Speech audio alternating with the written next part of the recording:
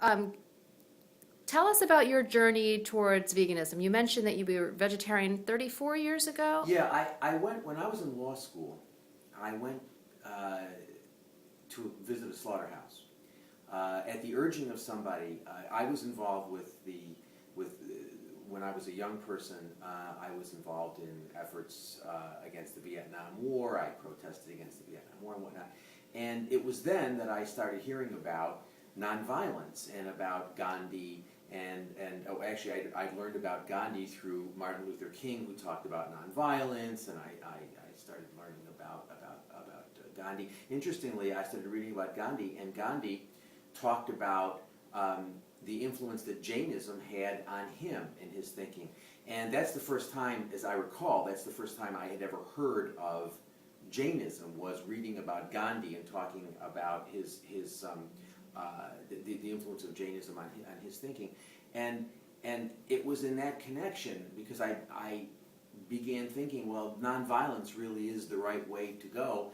And then I learned about Jainism and about these people who had ahimsa and nonviolence at the center of their thinking.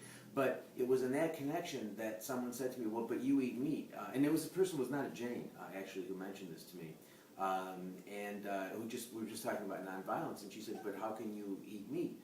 And I had never really thought about that question. I mean, I'm an American guy who was raised in New York and ate meat, all the time, and never thought about it. So I went and I visited a slaughterhouse. I walked out of the slaughterhouse, and I have not eaten meat since walking out of the slaughterhouse. I stopped eating meat, poultry, and I ate fish for, I think, another year or so, and then I read something about fish being able to feel pain, so I stopped eating fish. But actually, to be very frank with you, I had never heard the word vegan. I'd never even heard that word before. And I was not aware that there were people, I wasn't aware that it was possible to live without eating animal products, that you would die if you didn't have some source of animal protein. And it was 1982 that I met another vegan, I met a vegan, because I was not a vegan at the time. I met a vegan who gave me some things to read about the fact that I didn't need to eat animal products to be optimally healthy. And I became a vegan with my life partner, Anna Charlton, in 1982, in the fall of 1982.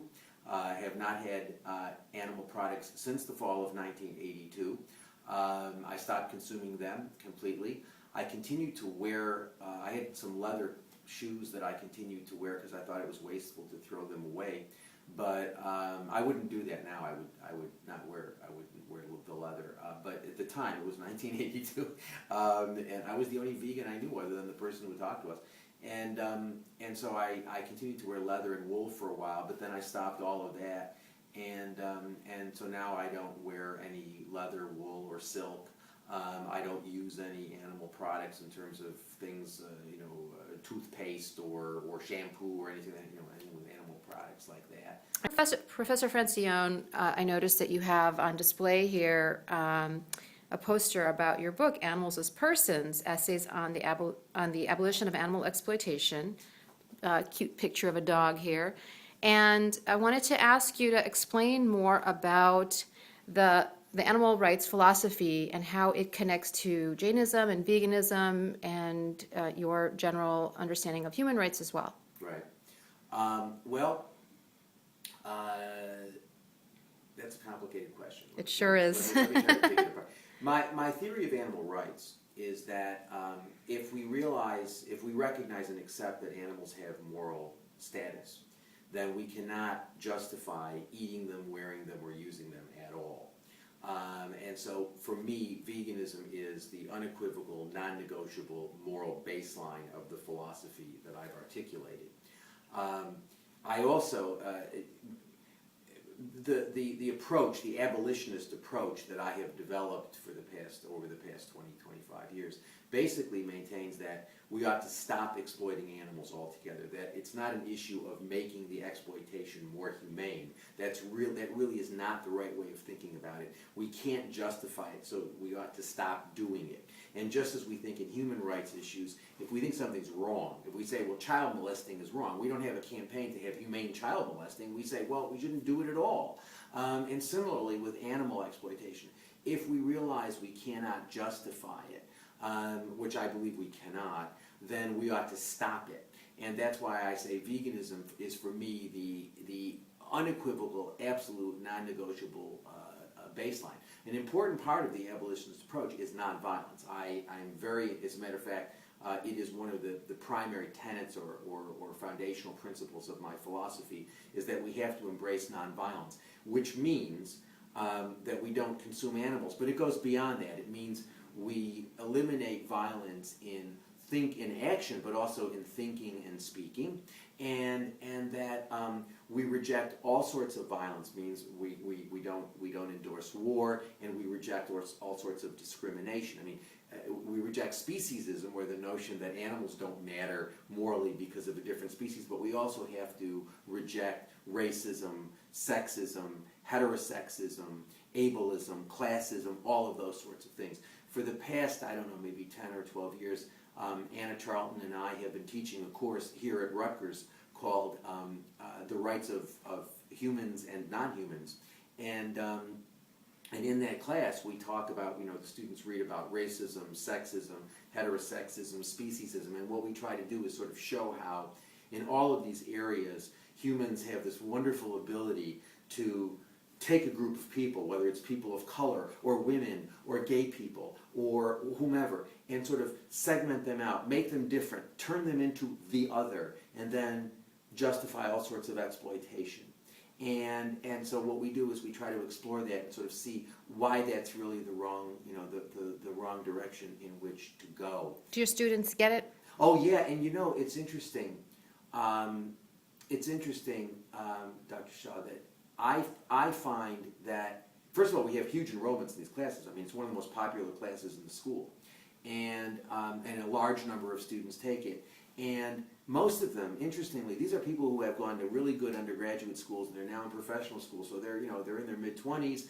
It's not that they're not educated; they're very well educated. But most of them have never even thought about these questions before. And I should say that in the class, we expose them to Jainism. We talk about Jainism. We talk about what Jainism is, because many people have this sort of almost cartoonish view that all Jains walk around with a murpati and sweep and whatnot, and we explain that some do. Some of the ascetics do that, but that Jains generally don't do that, and that it's an interesting and I think beautiful philosophy, which I think makes for a much better life, frankly, than just about anything out there. And so we do talk about Jainism, and I find that a number of the students will come to me afterwards and want to learn more. And I actually have Pravin Shah's little introductory book I have on the shelf in back of you. There are approximately there are a large number of copies of Oh, I see all these titles of yes, Jainism. yes, Yep, yes. yep, And, yep. and so students will Yep. get copies of those books. Those students who are interested will get copies of the book. And then what happens is they come to the office to talk about Jainism, and then they ask, who is that? They say, that's not Buddha, is it? And I say, no, that's not Buddha. That's Neminath. He's the 22nd Tirthankara. And then they say, what's that? And then I explain what a Tirthankara is. And actually, I keep things in the office which are intended to get students Sure. to ask questions. So The temples up here. yes, the Jain temples there. Here's a picture of Adinath, a Yep. Shikambra icon. Yep. And And then we have Saraswati and then Neminath, as you talked about, yes, down exactly, here. exactly. And so I keep these things here in part to stimulate conversation. So the students, I mean, I probably have had 100 students in the past year say, is that Buddha?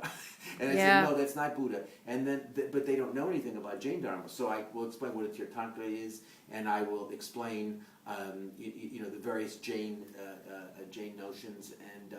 And I find that a lot of the students are really intrigued. A lot of and we're not talking about Indian students. We're talking about kids who are raised in a Judeo-Christian tradition, who become fascinated by this.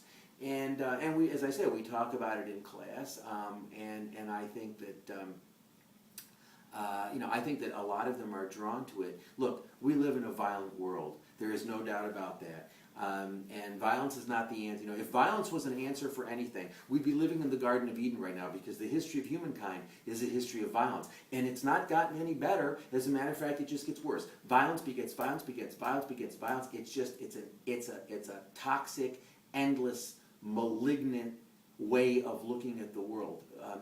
And I think a lot of people are waking up to that and saying, you know what, violence doesn't work. It doesn't solve problems, it just creates more problems. And then you have this tradition, this wonderful, very ancient tradition, which says the same thing, which says, yes, stop violent action, stop violent speech, stop violent thinking, and learn to embrace peace in yourself and in the world. And I find that a lot of people are really attracted to that, because it provides an answer that they're not getting elsewhere. The sad thing is unfortunately, the Jain community is somewhat insular, and is not. They haven't promoted Jainism the way, say, Buddhists have promoted Buddhism. I mean, you know, if you can't walk 10 feet in America and, you know, not bump into a Buddhist of one sort or another. But with Jainism, it's much different. It's a much smaller group of people, and it generally tends to be more insular. And that's, in my judgment, somewhat tragic, because I believe it's a jewel that I would like to see shared with more people. I believe that Jainism, in many ways, is the only way out of this mess.